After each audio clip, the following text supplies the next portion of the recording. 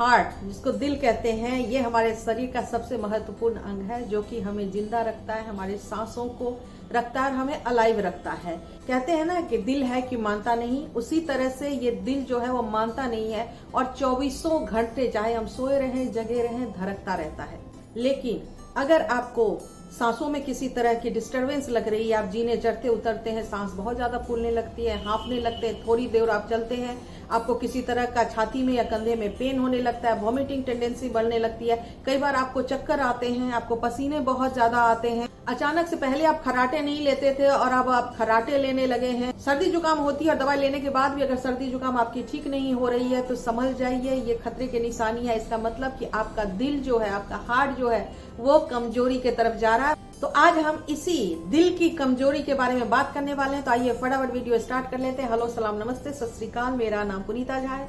मेरे चैनल का नाम होलिस्टिक हेल्थ विद पुनीता है, जहां मैं हेल्थ से रिलेटेड बहुत सारी जानकारी आप लोगों के लिए लाती हूं और कैसे उसको घरेलू और आयुर्वेदिक तरीके से आप ठीक कर सकते हैं उसके बारे में इन्फॉर्मेशन शेयर करती हूँ। आप अगर मेरे चैनल पर नए हैं, अब तक आपने सब्सक्राइब नहीं किया, नीचे लाल कलर की सब्सक्राइब की बटन है, उसको क्लिक कर दीजिए, बगल में उसके घंटी है उसको भी क्लिक कर दीजिए। लीजिए, आप शामिल हो गए हमारे फैमिली में और मेरे सारे वीडियो का नोटिफिकेशन जो कि हफ्ते में 2 बार, शनिवार शाम को 7 बजे, बुधवार शाम को 7 बजे आता है, उसका आपको नोटिफिकेशन मिल सकेगा।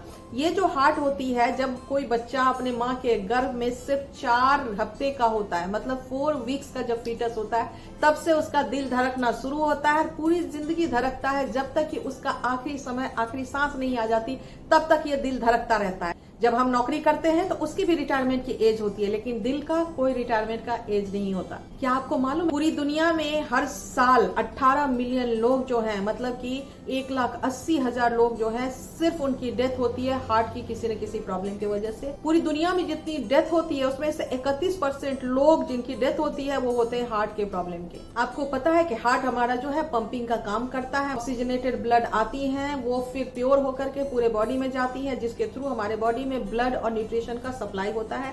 इसमें जो सबसे बड़ा रोल प्ले करता है वो पल्मोनरी, जो हमारी आर्टरीज होती है, वो बहुत बड़ा रोल प्ले करता है, जिसके थ्रू पूरे बॉडी में ये आदान और प्रदान का काम होता है। ये जो पल्मोनरी हमारे वेन्स होते हैं, जो कि पल्मोनरी आर्टरीज से ब्लड उठाता है, उसके बाद वेन्स के थ्रू पूरे बॉडी में भेजने का काम करता है। ये पल्मोनरी वेन्स जो होते हैं वो एओर्टा की मदद से जो है पूरे ब्लड और सप्लाई और न्यूट्रिशन भेजने का काम करता है। लेकिन जब हमारा ये हार्ट, जिनका कुछ कारणों की वजह से जब ये कमजोर हो जाता है तो प्रॉपर अमाउंट में ब्लड को पंप नहीं कर पाता, पंप करने के बाद पल्मोनरी वेन्स के थ्रू जो है वो एओर्टा भी जो है कई बार डिस्टर्ब हो जाती है, जिसकी वजह से पूरे बॉडी में सही अमाउंट में ब्लड एंड न्यूट्रिशन नहीं पहुंच पाता और ब्लड एंड न्यूट्रिशन सही जगह पे सही समय पे पहुंचने नहीं की वजह से बहुत सारे हमारे दूसरे ऑर्गन में भी प्रॉब्लम होनी स्टार्ट हो जाती है। इसके पीछे कारण की अगर बात करें तो कोरोनरी आर्टरी डिजीज एक बहुत बड़ा कारण होता है, जिसमें कि ब्लड सप्लाई प्रॉपर नहीं होने की वजह से हार्ट के आसपास की जो मसल्स है उस तक न्यूट्रिएंट सही तरीके से नहीं पहुंच पाती है, वो वीक होने लगती है, वीक होने की वजह से पंपिंग स्लो हो जाती है। दूसरी होती है वाल्वुलर हार्ट डिजीज,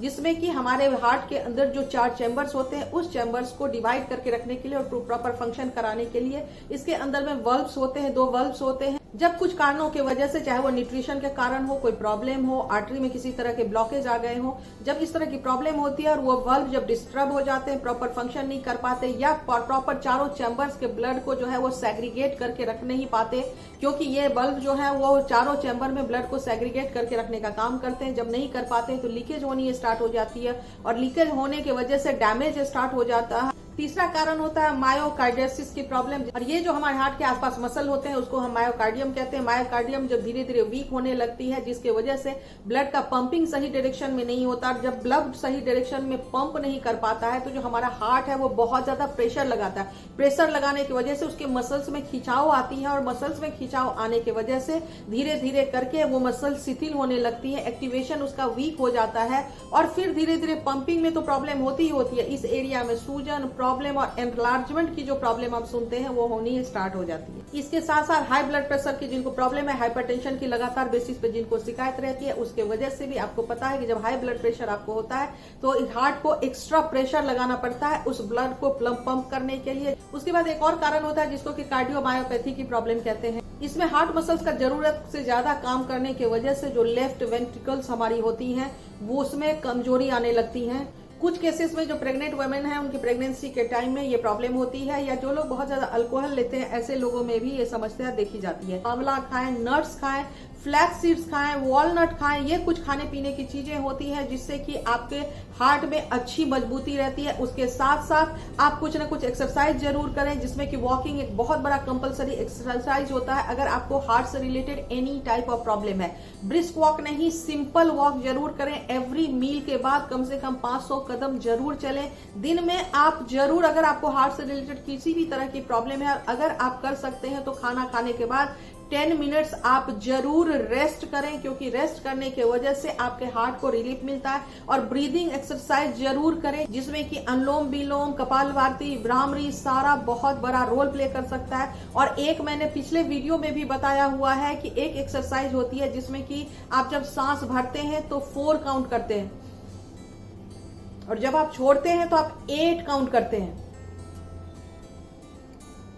मतलब कि जितनी फास्ट आपने सांसें ली उससे डबल स्लोइंग में आपने सांस छोड़ी। और ये प्रोसेस आपको 12 बार करना है। 12 बार करने के बाद क्या होता है, हार्ट को बहुत सारा ऑक्सीजन मिलता है, वो ज्यादा फैलता है, ज्यादा सिकुड़ता है। अब मैं दिखाने जा रही हूं आपको एक एक्यूप्रेशर, 2 ऐसे पॉइंट जिसको करने के बाद आपको इंस्टेंट रिलीफ महसूस होगा अगर आपको ये सारी घबराहट वगैरह की प्रॉब्लम होती है। इस एक्यूप्रेशर पॉइंट का नाम है HT7। HT7। और इसका पॉइंट कहाँ होता है वो ध्यान से देखिएगा। ये जो आपकी रिस्ट होती है, जो आपकी कलाई होती है, इस कलाई में ये जो छोटी उंगली आती है, इस छोटी उंगली से एकदम नीचे आ जाइए और यहाँ एक बोन महसूस होगा आपको। ये एक बोन, हड्डी महसूस होगा, आप टच करेंगे उस हड्डी का एकदम बगल वाला, एकदम जस्ट बगल वाला ये पार्ट है, ये पार्ट है। इस पार्ट पे आपको पुश करना है 100 बार सुबह और 100 बार शाम। दूसरा पॉइंट PC6। PC6 को जानने के लिए क्या करना है, जो हमारा ये मिडिल फिंगर है, इस मिडिल फिंगर के एकदम सीध में आइए। ये जो कलाई जहां हमारी ये वाली एरिया खत्म हो रही है उससे 3 इंच नीचे आना है और इस 3 इंच नीचे में आपको पुश करना है। सच बताऊं, जब आप इस पे पुश करोगे तो आपको पूरे हाथों में हल्का सा पेन सा महसूस होगा। आप समझ जाइए कि आपकी जो है पहुंच हार्ट तक हो रही है। तो इसको भी 100 बार सुबह और 100 बार शाम को आपको दबाना है। अब मैं रेमेडी की बात करूं तो चलिए हम रेमेडी देखते हैं। पहले रेमेडी के लिए जो सामग्री हमें चाहिए, तो इसके लिए जो सीताफल होती है, आप सब जानते हैं इसको काशी फल कहते हैं, इसको सीताफल कहते हैं। लाल रंग की ये सीताफल आप ले लीजिए। सीताफल का एक छोटा टुकड़ा लीजिए। इस छोटे टुकड़े को अच्छे से धो के, अभी देखिए साफ करके मैंने ये टुकड़े काट कर रख लिए हैं। आपको इस तरह से काट के इसको 2 दिन धूप में डालकर, ऊपर से कपड़े डालकर सुखा लेना है। याद रखिए, ये दुनिया में ऐसा एक उपाय है जो बहुत कम लोगों को पता है, लेकिन आयुर्वेदा में इसको मेंशन किया गया है। आप उसको 2 दिन बाद जब सुखाओगे तो अच्छे तरीके से वो ड्राई हो जाएगा।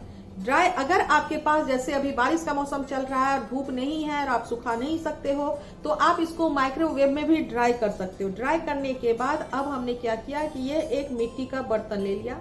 मिट्टी को के बर्तन को अच्छे से साफ कर लीजिए। उसके बाद उसके अंदर में हम ये सीताफल जो सुखाया है हमने, हम इसको डाल देंगे।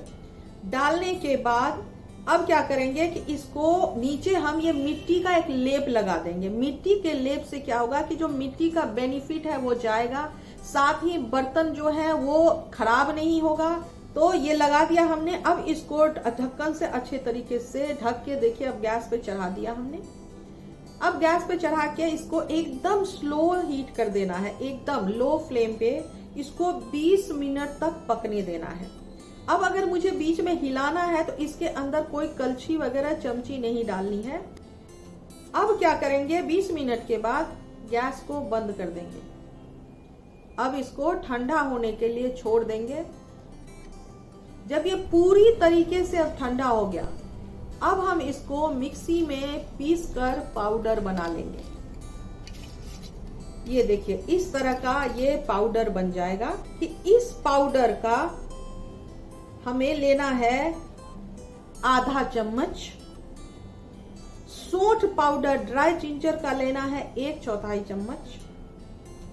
इन दोनों को अच्छे से मिक्स कर लेंगे और नॉर्मल टेम्परेचर का पानी लेंगे। वार्म पानी नहीं, नॉर्मल टेम्परेचर का पानी लेंगे और इसको हर रोज सुबह खाली पेट 4 महीने तक खाएंगे। 4 महीने लेने के बाद आपको जो समस्या है वो तो 1 महीने के बाद ही आपको चेंजेस दिखने शुरू हो जाएंगे। जो थकावट होती है, चिड़चिड़ापन होती है, घबराहट होती है, पसीने निकलते हैं, सांस फूलते हैं, उन सब में उल्टी आती है, खराटे आते हैं, इन सब में कमियां आपको दिखने लगेंगी। 4 महीनों के बाद आपकी ये प्रॉब्लम हमेशा के लिए खत्म हो जाएगी। रहा ना मजेदार उपाय, छोटा सा, मेहनत थोड़ा सा है बट अमेजिंग उपाय है। अब हम चलते हैं अपने दूसरे रेमेडी की तरफ। अब दूसरे रेमेडी के लिए हमें क्या क्या सामग्री चाहिए? हमें चाहिए अर्जुन की छाल का पाउडर 50 ग्राम, पीपल की छाल का पाउडर 50 ग्राम, दालचीनी का पाउडर 20 ग्राम, छोटी इलायची का पाउडर 20 ग्राम। इन सबको हम क्या करेंगे कि मिक्स कर लिया। मिक्स करके इस पाउडर को एक डब्बे में भर के रख लीजिए। अब 1 कप पानी और 1 कप दूध, आप सब जैसे जानते ही हैं कि मैं हमेशा ही कहती हूँ कि आप प्लांट बेस्ड मिल्क लेंगे तो आप 90% बीमारियों से दूर हो जाएंगे।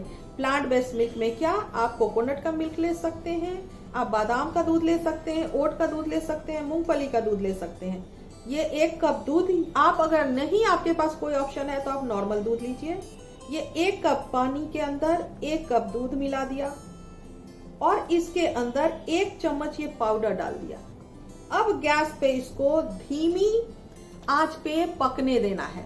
कब तक पकने देना है? जब तक कि ये आधा न रह जाए, दूध और पानी जलकर। जब ये आधा रह जाएगा उसके बाद आपको इसको, जो वो पाउडर खाएंगे आप, उसके बाद सीताफल वाली, उसके आधे घंटे के बाद सुबह ही खाली पेट आपको इसको भी लेना है, इसको पी लेना है। इसको कितने दिनों तक लेना है? इसको सिर्फ 3 महीनों तक लेना है। जो सीताफल का उपाय है वो 4 महीने लेने हैं, जो ये है अर्जुन की छाल वाला, ये आपको 3 महीने लेना है। तो ये सारी चीजें मिलकर आपके हार्ट को एक हेल्दी हार्ट बनाने में बहुत बड़ा रोल प्ले करती है। अब एक छोटा सा मैं आपको टिप दे रही हूँ, जिन लोगों को बहुत ज्यादा पैल्पिटेशन की शिकायत होती है, मतलब दिल उनका बहुत ज्यादा जोर जोर धड़कता है, ऐसे लोगों के लिए अनार का जूस ले लीजिए। अनार के जूस में थोड़ा सा सौंठ पाउडर मिला दीजिए, घोलकर इसको दिन में खाने के बाद या जिस टाइम भी आपको पैल्पिटेशन महसूस होती है उस टाइम में आप पी लीजिए। आप देखेंगे कि इमीडिएटली आपका जो दिल जोर जोर से धड़कता है उसका धड़कना जो है वो कम हो जाएगा।